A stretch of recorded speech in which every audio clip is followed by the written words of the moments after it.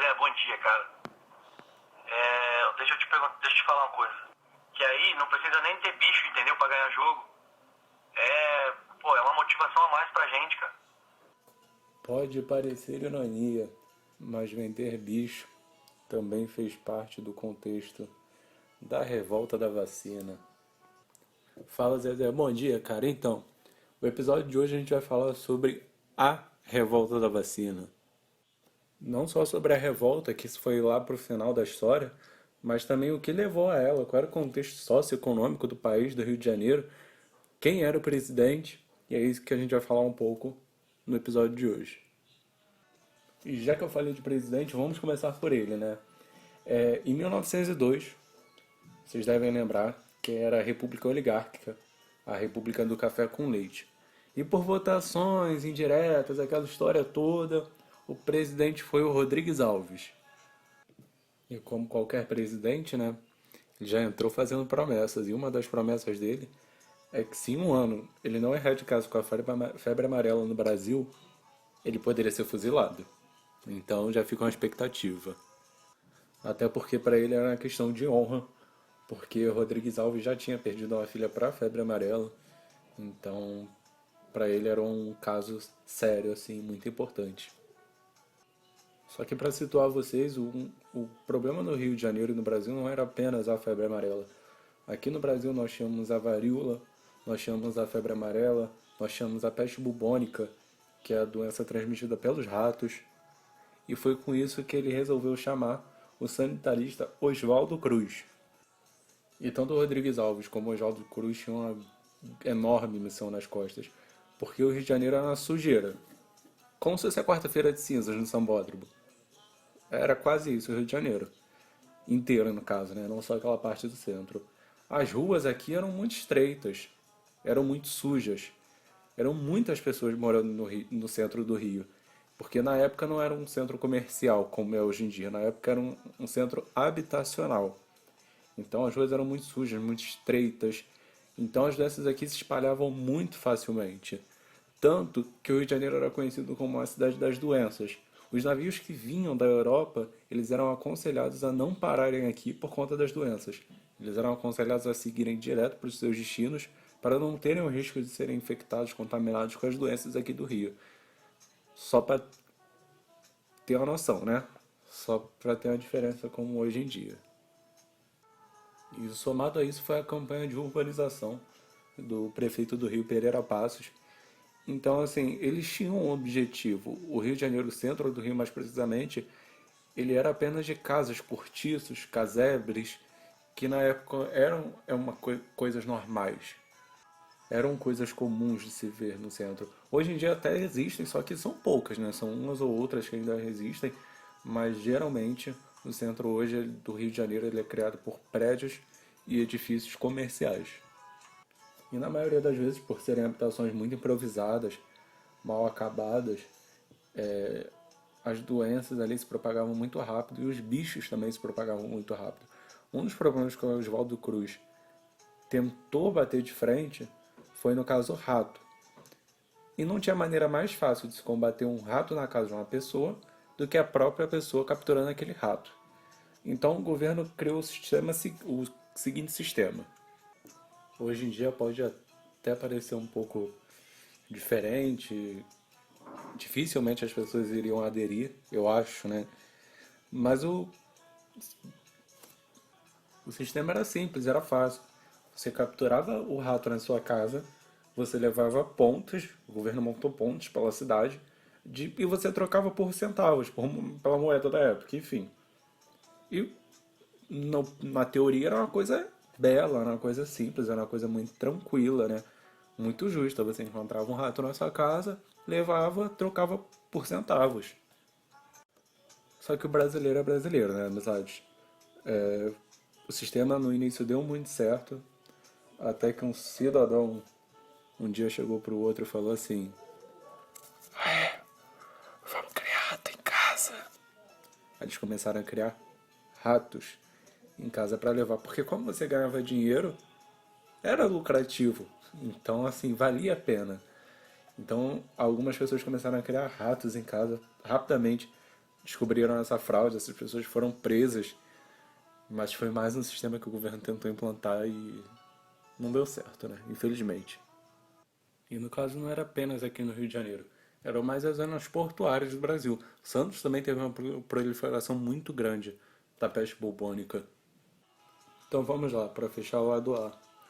Em 1902, onde o presidente Rodrigues Alves assume, nomeia Oswaldo Cruz, que tenta acabar com a peste bubônica, criando o sistema da troca de ratos por dinheiro, que infelizmente, não vamos dizer que deu errado, mas tiveram sim também suas falcatruas, como qualquer coisa, né, aqui no Brasil.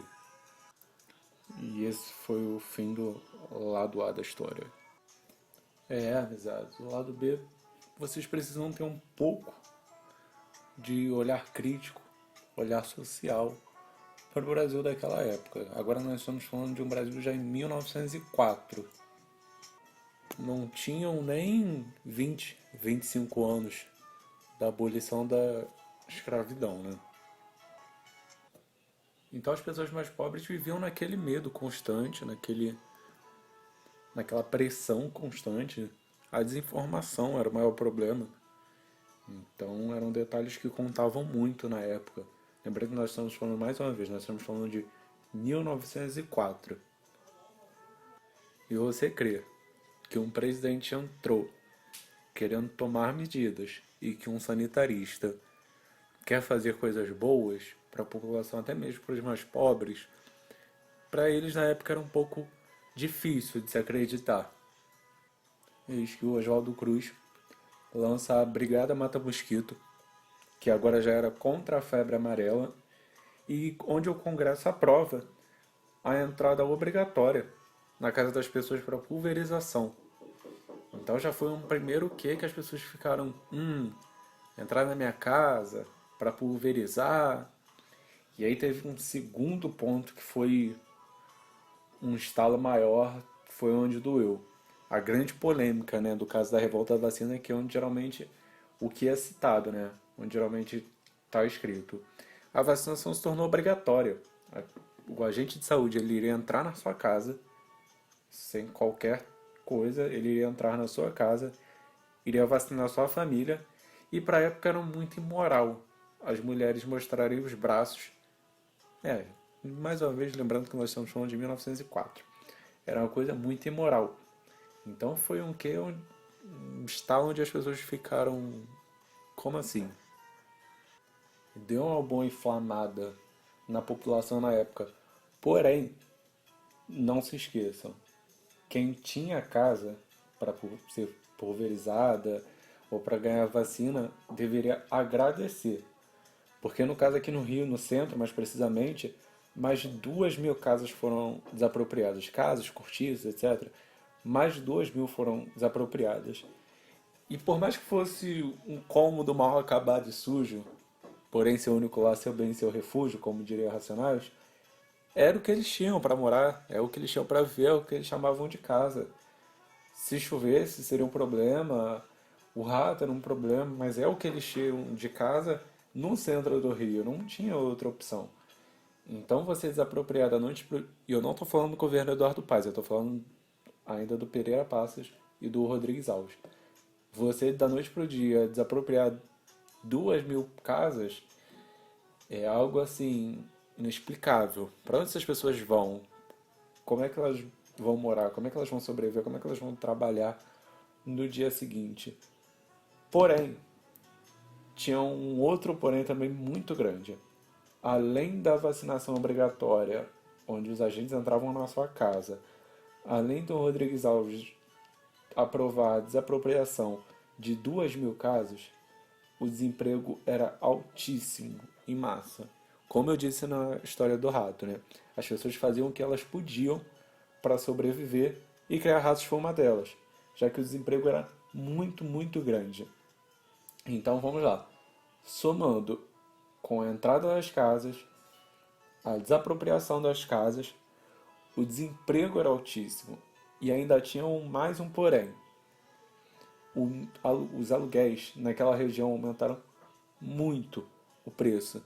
Então, se você tinha uma casa, você tinha que agradecer e muito se ela não fosse apropriada. Se ela fosse sua, então melhor ainda.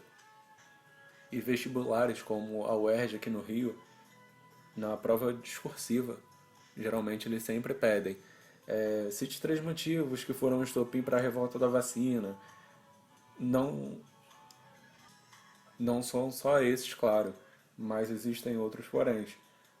Mas vocês podem falar que foram o desemprego em massa na época, o estopim, que foi a entrada das pessoas nas casas, e a falta de moradia, que na verdade é a desapropriação, né, das casas, que as 2.000 casas foram desapropriadas no centro. Isso lembra muito o que o Eduardo Paes fez aqui para as Olimpíadas do Rio de Janeiro, não só no centro do Rio, mas também no Jardim Oceânico para passar o metrô.